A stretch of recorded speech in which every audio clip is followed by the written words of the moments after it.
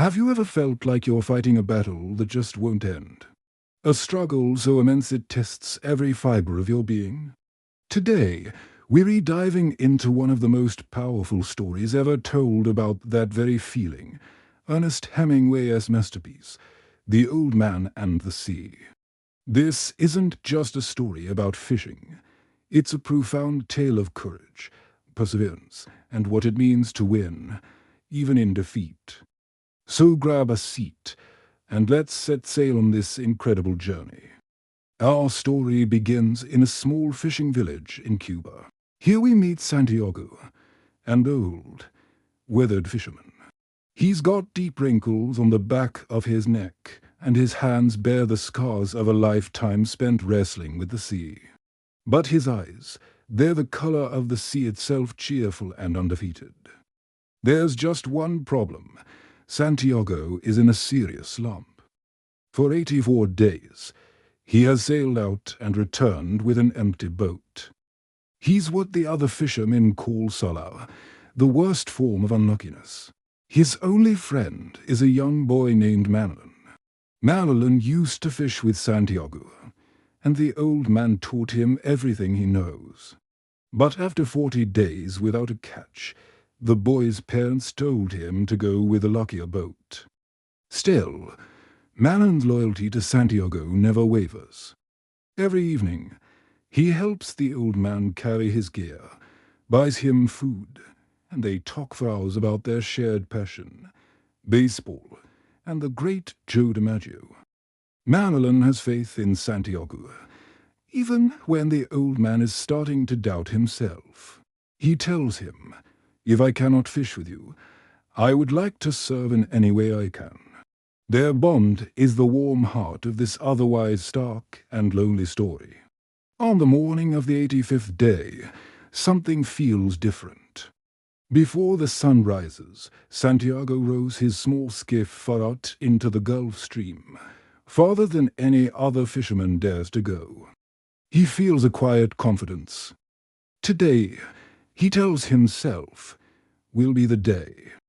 He meticulously baits his hooks and drops his lines deep into the dark blue water, waiting with a patience honed over a lifetime. He respects the sea, calling it Lama, as if it were a woman who could grant or withhold great favors. He knows its secrets, its moods, and its inhabitants. Round noon, a gentle tug on one of his lines quickly turns into a powerful, steady pull. Santiago knows instantly this is no ordinary fish. This is the fish he's been waiting for his entire life. The pull is so strong he can't even begin to reel it in.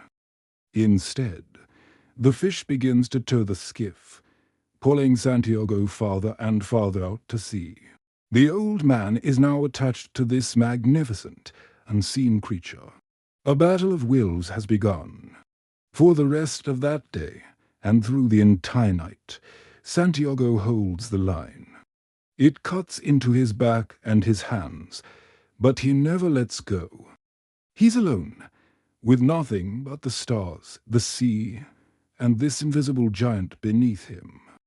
He starts to talk to himself, to a bird that lands on his boat, and even to the fish. He calls the fish brother and develops a deep respect for its strength and dignity. He says, "Fish, I'll stay with you until I am dead." He's not just fighting a fish, he's fighting his age, his past failures, and the limits of his own body. His hands become raw and start to cramp, but he endures, eating raw tuna he catches to keep up his strength. On the second day, the fish finally surfaces. Santiago is in awe. It's a giant marlin, longer than his boat, a shimmering, majestic creature. Seeing it only strengthens his resolve. This is a worthy opponent. The struggle continues, a grueling test of endurance. Santiago's body screams in protest. He's exhausted, in pain, and deeply alone. He wishes the boy, Manilyn, were with him. "I wish I had the boy," he repeats, not just for the help, but for the companionship.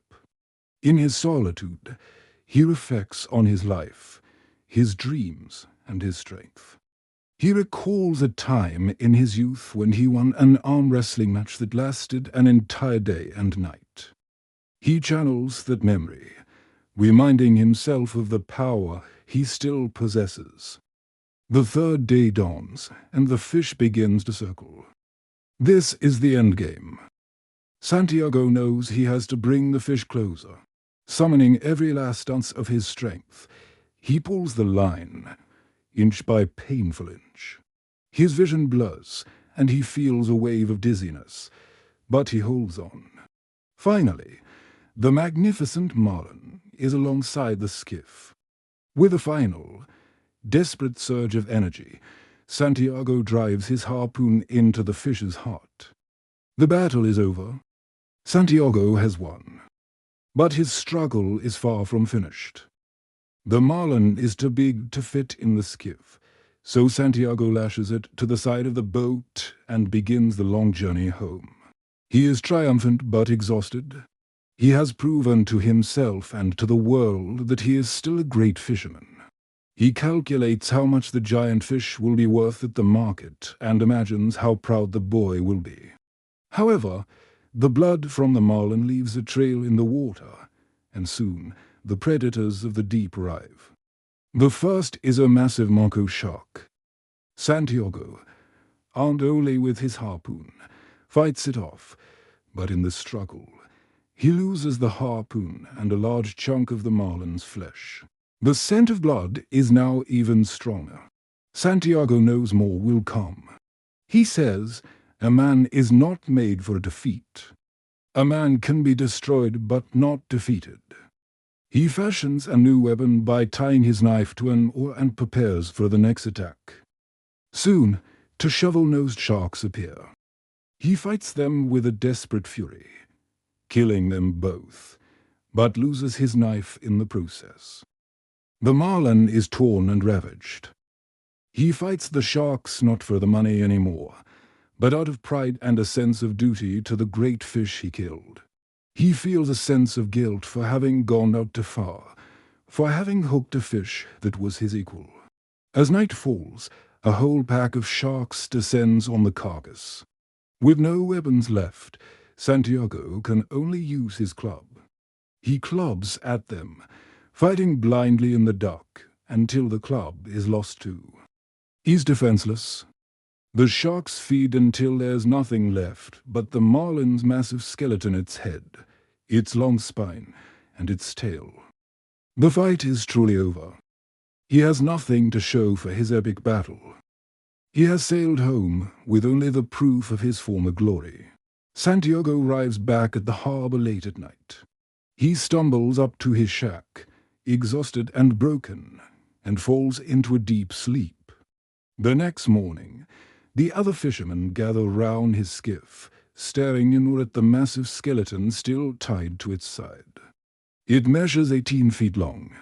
They are filled with respect. They finally understand the old man's journey. Manolin, worried sick, finds Santiago sleeping in his shack. He sees the old man's wounded hands and begins to cry. When Santiago wakes, the boy is there, bringing him coffee. He reassures the old man, "You must get well fast, for there is much I can learn and you can teach me everything." He tells Santiago that from now on, they will fish together, regardless of luck. He says, "To hell with luck. I'll bring the luck with me." The ordeal has solidified their bond, bringing love and loyalty back into the old man's life. Santiago, comforted by the boy's presence, drifts back to sleep. And as he sleeps, he dreams. He doesn't dream of the sharks, or the great fish, or the struggles. He dreams of his youth. He dreams of lions playing on the beaches of Africa. These are dreams of strength, freedom, and a life undefeated. And that's where the story ends.